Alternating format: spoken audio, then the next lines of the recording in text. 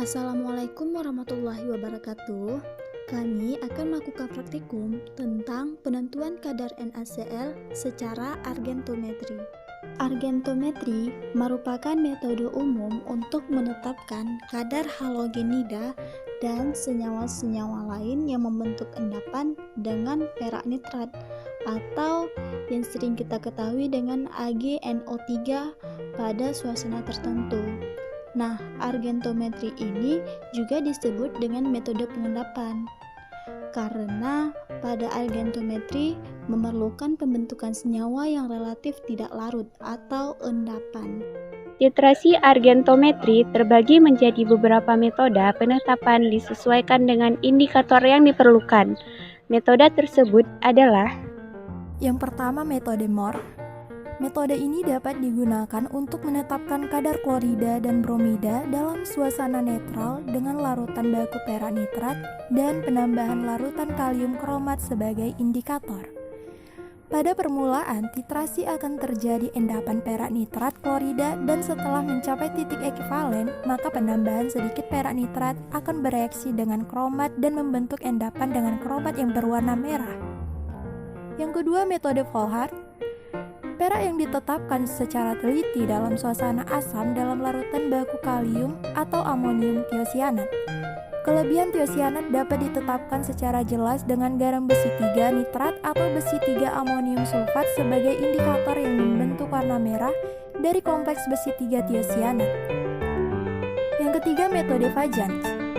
Pada metode ini digunakan indikator absorpsi sebagai kenyataan bahwa pada titik ekivalen terabsorpsi oleh endapan. Titrasi argentometri dipengaruhi oleh beberapa faktor-faktor yang dapat mempengaruhi terbentuknya endapan.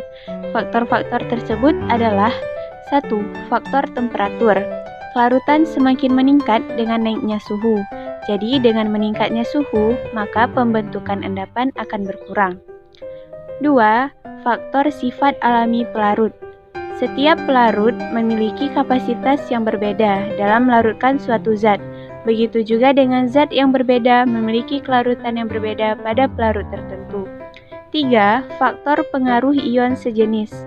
Larutan endapan akan berkurang jika dilarutkan dalam larutan yang mengandung ion sejenis dibandingkan dalam air saja. Yang keempat, pengaruh pH. Kelarutan endapan garam yang mengandung anion dari asam lemah dipengaruhi oleh pH. Hal ini disebabkan karena penggabungan proton dengan anion endapannya. Yang kelima, pengaruh ion kompleks. Kelarutan garam yang tidak mudah larut akan semakin meningkat kelarutannya dengan adanya pembentukan kompleks antara ligan dengan kation garam tersebut. Yang keenam, pengaruh hidrolisis. Jika garam dari asam lemah dilarutkan dalam air, maka akan dihasilkan perubahan konsentrasi H+, di mana hal ini akan menyebabkan kation garam tersebut mengalami hidrolisis, dan hal ini akan meningkatkan kelarutan garam tersebut.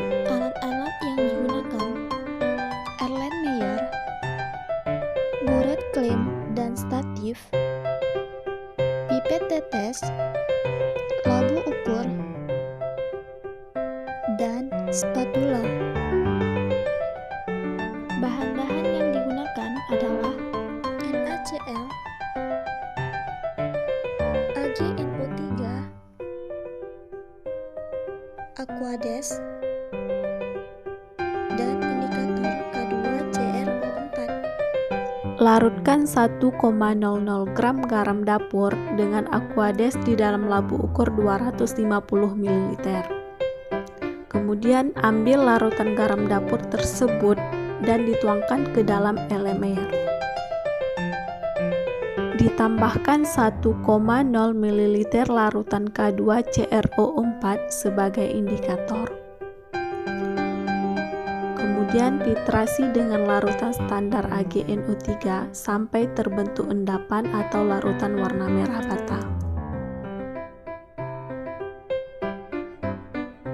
Dalam percobaan ini, dilakukan titrasi pengendapan atau argentometri untuk menentukan kadar NaCl dalam garam dapur dengan menggunakan metode Mohr. Konsentrasi ion klorida dalam suatu larutan dapat ditentukan dengan cara titrasi dengan larutan standar AgNO3. endapan putih AgNO3 akan terbentuk selama proses titrasi berlangsung dan digunakan indikator K2CrO4. Setelah semua ion klorida mengendap, maka kelebihan ion Ag+ pada saat titik akhir titrasi dicapai akan bereaksi dengan indikator membentuk endapan merah bata. Adapun reaksinya adalah sebagai berikut.